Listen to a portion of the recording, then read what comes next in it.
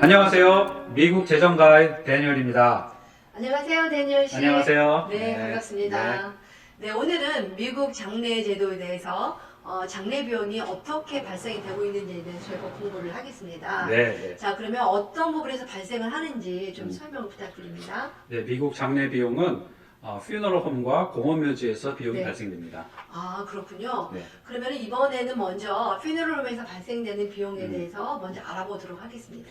네, 6가지로 나누어서 설명드릴 수가 있어요. 네.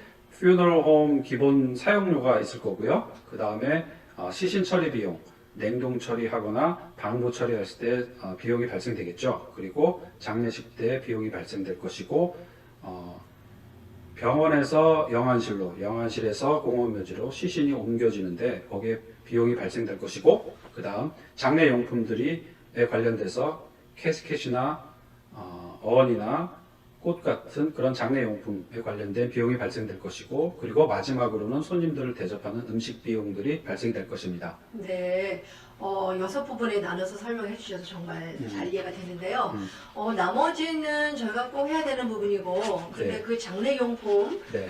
캐스켓이나 아니면 언 같은 그런 부분들은 꼭 퓨너럴 홈에서 저희가 반드시 구입을 해야 되는 건지, 아니면 저희가 외부에서 좀 싼 가격에 사도 되는 건지 어떤가요? 예, 2가지 옵션이 있어요. 퓨너럴 홈에서 구입하실 네. 수가 있고, 네. 예, 바깥에서 사서 사용할 수가 있습니다. 그렇지만 네네. 공원묘지에서 원하는 그 규격에 맞는 것인지는 확인을 한번 해봐야 되겠죠. 아, 그렇군요. 자, 그러면 지금은 화장할 때는 어떤 비용이 발생하는지 좀 설명 부탁드립니다. 네, 화장할 때는 일단은 캐스켓이 사용되지 않고 네. 어런이 사용이 될 것이고요. 네. 유골함. 그 다음에 또 그 크리마토리에 그 시신이 가서 거기서 이제 시신 처리 비용들이 좀 달라질 것이에요. 네. 이제 자료 화면에 매장에 관련된 비용과 화장에 관련된 비용을 정리해서 보여드릴 텐데요. 네, 가장 보편적인 장례를 치른 매장을 하신 A씨 가족의 장례 비용과 화장을 하신 B씨 가족의 장례 비용을 예를 들어 설명해 보도록 하겠습니다. 퓨너럴 홈 기본 사용료는 매장인 경우 2,400불이 들었고 화장인 경우 430불이 들었습니다. 시신 처리 비용은 매장인 경우 embalming fee가 포함되어 1,390불이 들었고 화장인 경우 화장 처리 비용을 포함하여 1,170불이 들었습니다.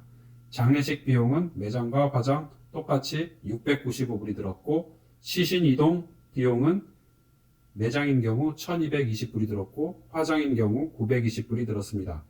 장례용품 비용은 매장인 경우 캐스켓을 포함하여 2,095불이 들었고 화장인 경우 유골함을 포함하여 1,085불이 들었습니다. 그래서 매장을 하신 A씨 가족의 장례 비용은 총 7,800불이 들었고 화장을 하신 B씨 가족의 장례 비용은 총 4,300불이 들었습니다. 이 도표를 통해서도 알 수 있듯이 일반적으로 매장을 하는 경우가 화장을 하는 경우보다 장례 비용이 좀 더 든다고 말씀드릴 수 있습니다. 아, 그럼 지금 매장과 그다음에 화장할 경우에 발생하는 비용을 알아봤고요. 네. 그럼 이번에는 세미토리에서 발생하는 비용들이 있죠? 네. 네, 그거 좀 설명 부탁드립니다. 네. 자료 화면 좀 보시죠. 5가지 비용이 발생이 됩니다. 첫 번째는 묘지나 납골당에 관련된 비용이 발생될 것이고, 두 번째는 캐스켓을 감싸는 겉관이 필요해요. 아우러 베리어 컨테이너라고 하는 그 겉관 비용이 발생이 될 것이고, 그 다음에 비석에 관련된 비용이 발생될 것이고, 그 다음에 매장지를 열고 시신을 넣고 그 다음에 안치하고 덮고 하는 오픈 앤 클로즈 피가 발생되고, 5번째로는 엔다우먼트 케어 펀드라는 비용을 내셔야 됩니다. 아, 지금 마지막으로 말씀하신 그 엔다우먼트 케어 펀드, 그거 좀 생소한 표현인데, 네. 그거 뭔지 좀 설명을 부탁드릴게요. 네, 엔다우먼트 케어 펀드라는 것은 네. 각 스테이트마다 퓨너럴을 관장하는 부서에 네. 내는 기금이라고 말씀드릴 수가 있고요. 네. 이거는 마치 집을 샀었을 때 네. 타이틀과 같은 것이라고 말씀드릴 수가 있어요. 그래서 아. 엔다우먼트 케어 펀드를 냈다는 얘기는 네. 여러분들이 구입한 매장지 납골당이 소유가 평생 여러분들의 소유라는 것을 증명하는 것이죠. 아, 그렇군요. 네. 네, 지금 말씀하신 거를 정리해보면, 네, 네. 엔다우먼트 케어 펀드라고 하는 거는 우리가 구입한 매장지나 묘지나 아니면 납골당이 평생 나의 개인 소유가 된다는 그렇죠. 그런 말씀이시죠? 그렇습니다. 그렇다면 우리 개인 소유가 되니까 그것을 저희가 필요 없을 때는 개인적으로 판매해도 된다는 그런 뜻인가요? 네, 여러분들이 구입한 묘지나 납골당은 나중에 혹시 필요한 사람들한테 양도하거나 네. 할 수가 있어요. 마치 중고차를 서로 거래하듯이 그렇게 여러분 다른 사람에게 양도할 수가 있습니다. 네, 예, 알겠습니다. 그리고 북가주에 거주하고 있는 매장을 한 A씨 가족의 공원묘지 비용과 화장을 한 B씨 가족의 공원묘지 비용을 알아보겠습니다. 묘지값은 매장인 경우 17,000불이 들었고 납골당인 경우 8,000불이 들었습니다. 겉관은 매장인 경우 2,500불이 들었고 납골당인 경우는 겉관이 필요 없었겠죠. 비석은 매장인 경우 3,800불이 들었고 화장인 경우 1,200불이 들었습니다.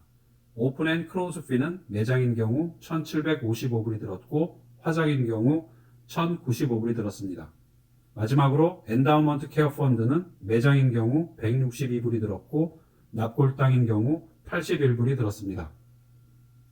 그래서 매장을 하신 A씨 가족의 묘지 비용은 총 25,217불이 들었고 화장을 하신 B씨 가족의 납골당 총 비용은 1,376불이 들었습니다.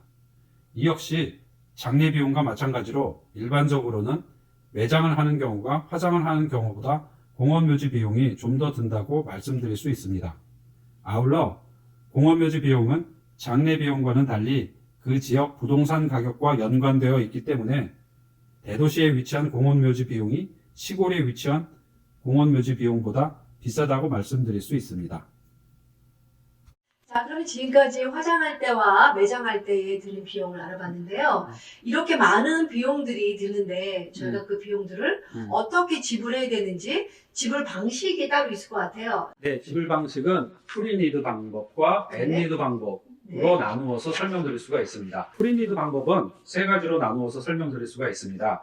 첫 번째는 퓨너럴 인슈런스나 퓨너럴 홈이나 공원묘지에서 제공하는 장기 할부 융자 프로그램으로 미리 준비를 할 수가 있는데요. 여기에는 장점이 할인을 받을 수가 있고 한 번에 내는 것이 아니라 매달 조금씩 갚아나갈 수가 있고 오늘의 가격으로 보정을 시킬 수 있는 그런 장점을 갖고 있습니다. 그 다음에 두 번째로는 또 여러분들이 잘 알고 있는 생명보험으로 또 이런 장례 비용을 미리 준비를 할 수가 있겠죠. 네. 그리고 파이널 익스펜스 인슈런스라는 것도 있는데요. 이것은 생명보험을 지금 구입하기 어려운 연세 드신 분 그리고 건강 상태가 그다지 이렇게 좋지 않으신 분들을 위해서 만든 장례 비용만 커버할 수 있는 인슈런스 프로그램이라고 말씀드릴 수가 있습니다.